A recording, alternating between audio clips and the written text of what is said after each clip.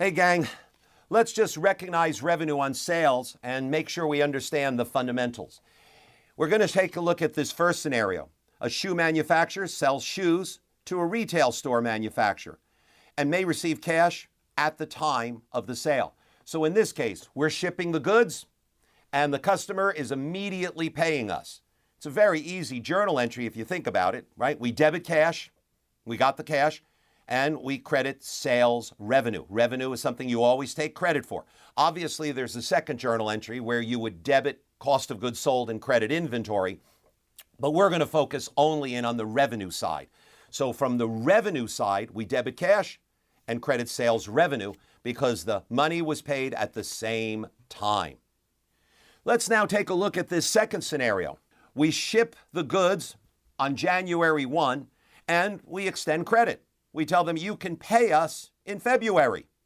So on January 1, when we shipped the goods, the debit is not to cash, the debit is to accounts receivable. There's our asset and we credit sales revenue. Obviously, there's the debit to cost of goods sold and the credit to inventory, but once again, we're only focusing in on the revenue side here.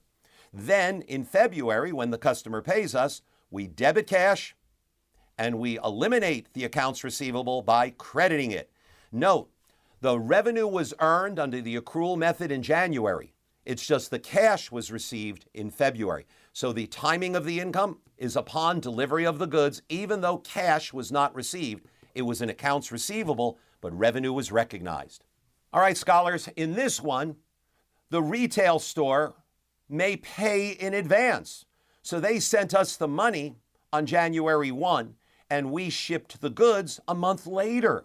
They maybe wanted to get it into the budget beforehand.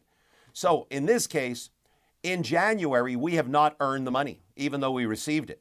We debit cash, and we're going to credit a liability account. We're going to credit unearned revenue, right? That's a liability. We have to earn it or return it. So therefore, that's the credit. Now, in February, when we actually deliver the goods, that's when we will debit unearned revenue. By debiting it, we're reversing it, eliminating it. And now we will credit income, sales revenue. So the period of earning it was February when we delivered the goods, not January when we received it. And once again, I'll emphasize there would be a second journal entry called debit cost of goods sold and credit the inventory, but we're focused in on the revenue side at this point in time. All right, scholars, we're now going to look at a contract with a customer. There's your I. And we're going to have two distinct performance obligations. So there's the S. In this particular case, let's read and let's talk a little bit about this together. We're going to have it that equipment manufacturer sells a piece of equipment to a company for a contract price of $1 million. Included in the price is a monthly maintenance contract for 2 years. Now, here's the deal. The payment is due at the time of the sale. The manufacturer usually charges $2,000 a month as a maintenance, and ultimately, they would sell the equipment for $975.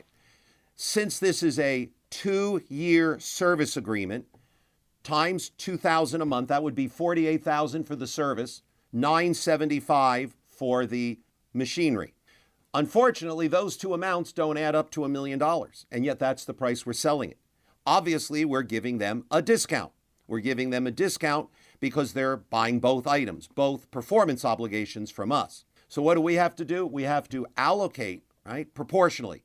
So there is the A. We've determined transaction price, $1 million. Now we're going to allocate it proportionally to the items. So we add up the $975 and the $48,000, and that comes out to be $1,023,000.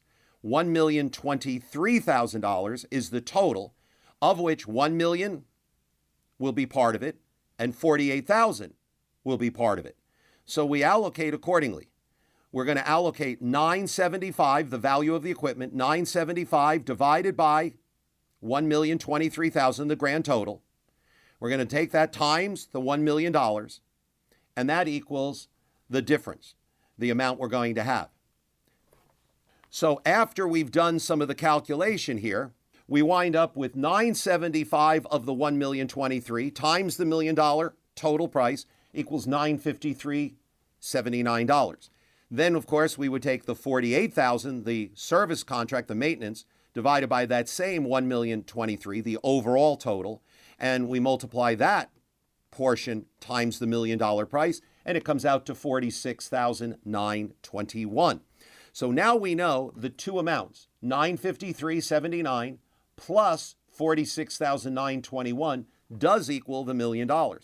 So now we're going to take a look at the timing of the revenue. In this particular case, upon the actual delivery of the equipment, we would debit cash, right, for the $1 million. We're going to receive that immediately. The revenue would be recognized for the equipment because it's been delivered. The customer has control. Risks and rewards are with them.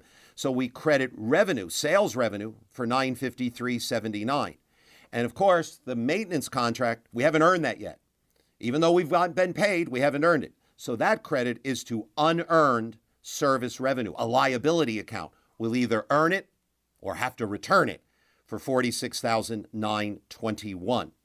Now, every single month after that, we'll take that $46,921 divided by 24 months, and literally it comes out to be a little less than the $2,000, obviously. It comes out to be $1,955. So at the end of every month, we will take a little bit out of the liability, unearned service revenue. And how do you take it out of the liability account? You debit it.